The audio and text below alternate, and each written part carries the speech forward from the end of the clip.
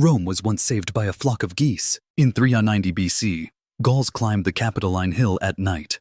The Roman guards were fast asleep. The city was moments from total destruction.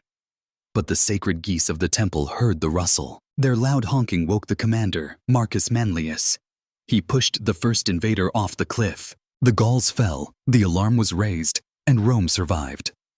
One loud bird changed the course of European history forever. Without them, the Roman Empire might never have existed.